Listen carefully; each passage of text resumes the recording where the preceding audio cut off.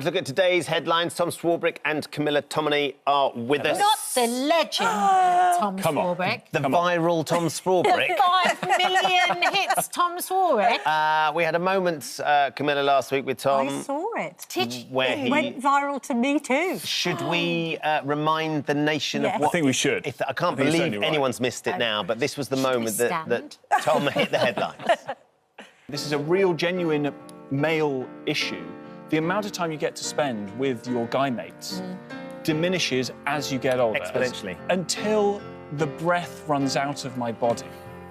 I will always be excited about sitting on the train, heading off somewhere with my mates, and at 9:30 in the morning, the first crack of the tin goes.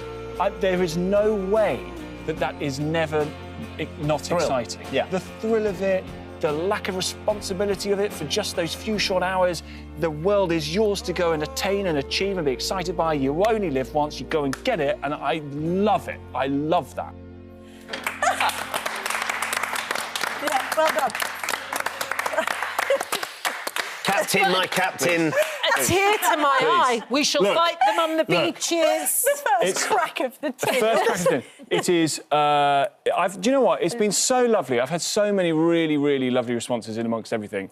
I could go on a stag do now, I think, every day for the rest of the year. But do you know, the genuinely really lovely thing was I got so many people messaging saying, I live 4,500 miles away from my friends, or I haven't seen my friends in such a long time, and because of this clip that's sharing around our friendship group, we are organising a trip now, and we're all going to get together. And I genuinely think that is wonderful. I got, weirdly, the health secretary got in touch. No. Wes Streeting. It has really resonated with so many of us. I did not know that the health secretary was a He was a lad tin on the train kind of guy. Fancies a stag do to Magaluf. Maybe he loves an early cruise campo. I don't know. But that's the point, isn't it? That all lads, even though it might be surprising from Wes Streeting, who's got quite a lot on his plate right now. He does. Like a lad's holiday. That's well, he could do with a break. Yeah, he could do with a little break with a couple of tins. And with his mates that know him for long ago and aren't going to judge him because of what he's doing professionally, they can just laugh about the fact that maybe he had different haircut when he was at school and had really rubbish trousers. It's a lad's holiday renaissance. Forget about it being over. It's the only way forward. Also, women, so permission given, folks. Women benefit too, don't they, Kat? Oh, because yes. I actually like nothing better Than to see than him leave. when my husband is on a lad's weekend, full control of the remote, not having to put shoes away, not being asked where his possessions are because I've hidden them. Well, stop best. hiding them then. Everyone's a winner here, Ben. Hiding is not the same as putting things in their rightful place. Oh, OK. No. Yeah. Rightful place is where he puts them. Exactly. OK. Well done. Oh my God. You've brought the nation together. And globally, you've brought people together. And as you say, the idea that there are friends that are thousands of miles from you because they've seen it and they've gone, we've got to stop messing around. Yeah. Time is short. Let's make the most of it. Yeah. That's down to you, Swarbrick. Come on, guys. My brother. It's down to this show. Man of the year, ladies and gentlemen. Man of the year. Man of the year. And it's not man of the year, rear of the year. Well, both. It's a double whammy. If people want to go for People's Prince, no, it's not really up to me. Very good. OK, let's talk about another story now. I wonder what Wes Streeting makes of this. Yes, exactly. Mental health NHS hospital patients are being offered one-to-one career advice at their bedside to break the vicious cycle of severe mental health problems and unemployment. It seems to be working from the facts and figures. I don't have a problem with this. I mean, I think there'll be some people out there who say, look, if you've got a severe mental illness and it is so debilitating that you can't work, and maybe in that regard, remote working does help some people with those sorts of conditions. However, if it is something that you could work, but perhaps you've completely lost confidence, you're very anxious about returning to the office and you could be coached back, all of the evidence does suggest that people who have got less debilitating mental health conditions are actually helped with those conditions by working, being with other people, being fulfilled, earning their own money, gaining confidence back that way. So I don't think it's too much of a stretch with the benefits bill shooting up and up to have people going into hospitals helping people back into work. I don't have a problem with that. Yeah, well, the study involved 50 patients and found that the scheme saved the NHS Trust nearly £250,000 across a 9-month period. I think I was born with the cynicism of a 50-year-old.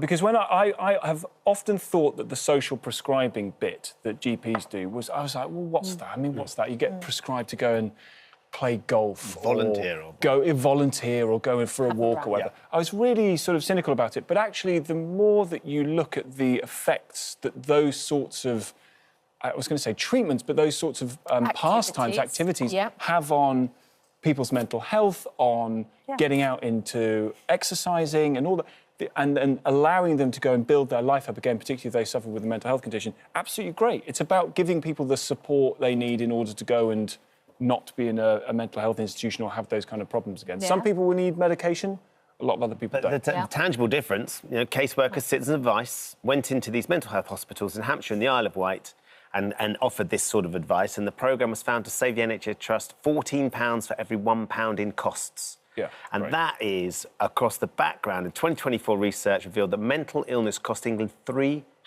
billion a year. That's nearly double the NHS budget. I mean, you think if there's something that's a pilot scheme like this that is so simple to implement but actually has a tangible difference, it's the sort of thing that the Wes Streeting would be thrilled to hear. Once he's finished his tin. Yeah. Right, let's move on to the next story. This is an interesting one that got us talking this morning. Cristiano Ronaldo, one of the greatest footballers of his generation, the most followed man on social media, closely followed by Tom Swarbrick after his rousing speech. He's the most followed man on social media? The most followed man on social media. He's the GOAT. I know he's the GOAT. Thank you. He's social media. Or was Lionel Messi the GOAT? Anyway, Cristiano Ronaldo Jr. is following his footsteps. He's been selected to play for Portugal's under-15s football squad. It seems to me, and he looks like he's a very talented young footballer, it seems to me there are accusations that there is a little bit of nepotism involved here. For me personally, the path of a footballer who has a talented child, whether that be female or male, is a very common one that has been trod for decades. It's not a recent thing. So the idea that his son would be good enough to play for Portugal isn't a surprise.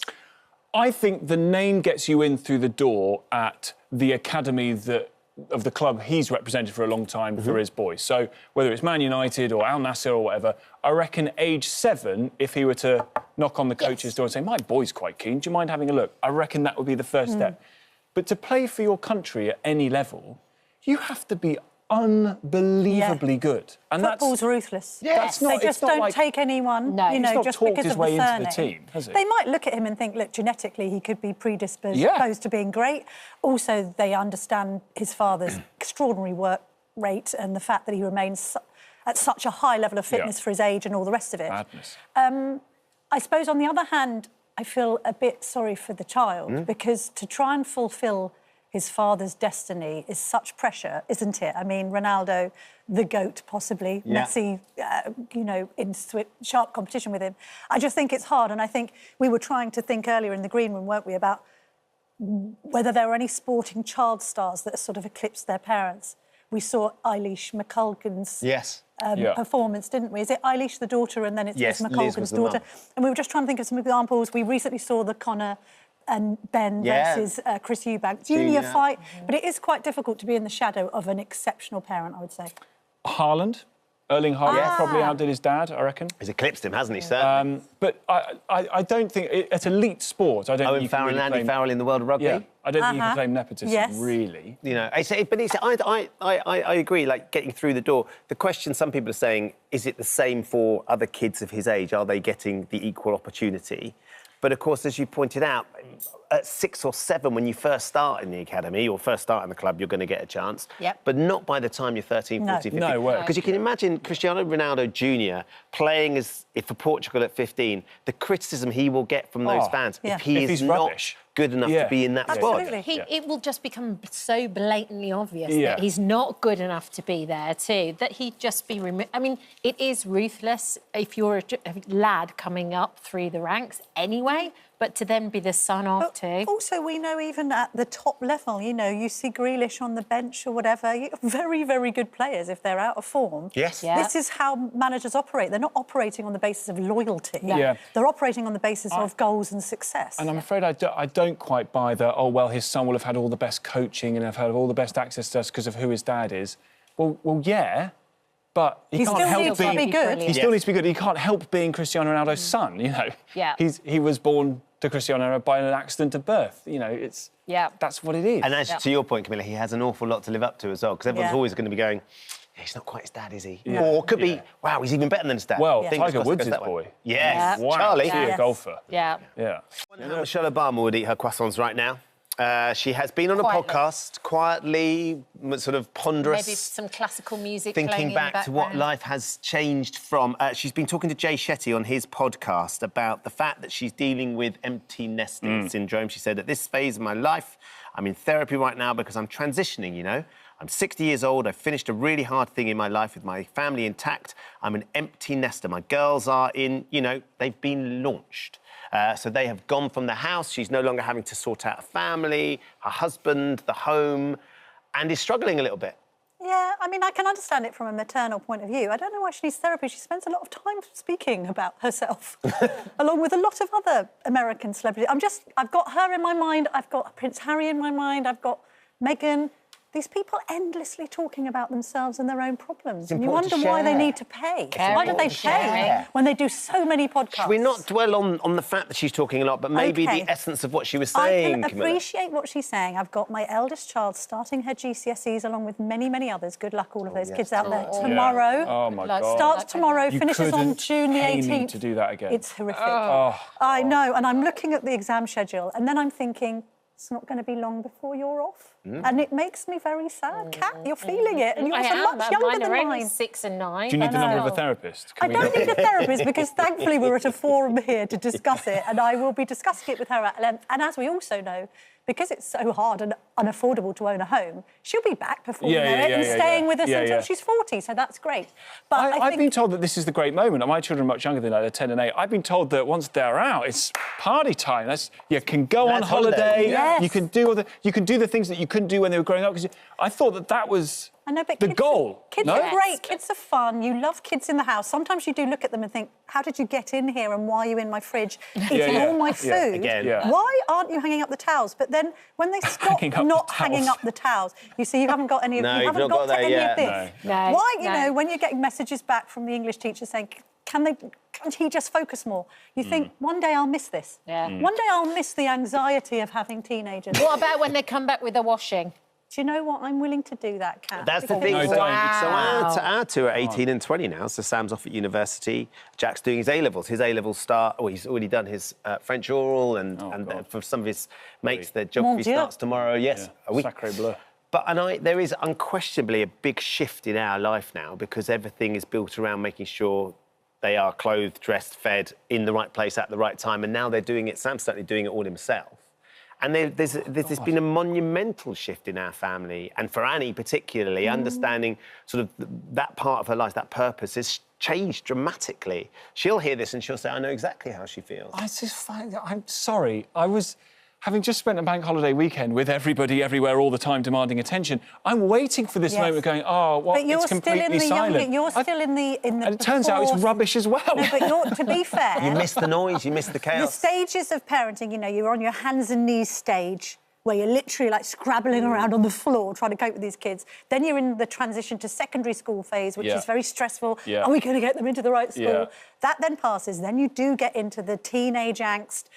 Are they going to make it through their exams? How much should I force them to revise if they're not revising? Blah, blah, blah. Girlfriend, boyfriend years. Girlfriend, boyfriend. Yeah. So you're just past hands and knees, but you're before teens. Do you know what And therefore you're thinking, this will be nice, I can have lies in. But what's going to happen is, unfortunately, I'm so sorry, you're going to lose control of them, and then you're going to just spend a lot of the next 10 years really worried. You're going to go to bed worried, you're going to wake up worried. My daughter said to me, my daughter said, one day, I don't want to leave home, I don't want to leave this house, I want to stay. And How old is she? She's 8. Well, when you get older, maybe you will. She said, no. And I said, well, when you get older, Lucy, you won't want to hold our hands in the street. And she said, I'll always want to hold your hand. And I thought, man, I've had that exact conversation. Just got me. They don't. I know, she won't. They don't even want to be seen with you. I begged Milo so that if there's no one else around, will you still hold my hand? And he said, I'll always want to hold your hand, Mum. Heart explosion. Yeah. At 9. Done. We'll see how he is at exactly. 11. Wait for your heart to explode in a different way. The one thing he hasn't done, though, is order 70,000 lollipops. I quite like the tenacity of this child. One mum got a bit of a shock when she discovered that her 8-year-old son, Liam, had accidentally, to be confirmed, ordered 70,000 lollipops on her phone. Have you ever had... I mean, you had axolotls. We had we had the incident with the axolotls. Yes. We've had... What worries me more are the games, like, PlayStation the apps, games. the in-app purchases. Oh, my God. Yes. Suddenly you've spent your life savings, your children's inheritance on FC points, and it's just disappeared. We had a £450 bill racked up on Apple. Like, it had just been going out of my account and I'd not really noticed it. I thought, am I paying... God, I'm paying a lot for storage every week. Yeah. And it was like £9.99. Yes. Had gone out without me seeing it for weeks because my youngest had signed up to come. Like, she's not allowed on any of this stuff like WhatsApp, but she'd signed up to a kind of like a kind of rival to WhatsApp type messaging group. Oh, really? It was a complete con. It was 10 and 450 quid later.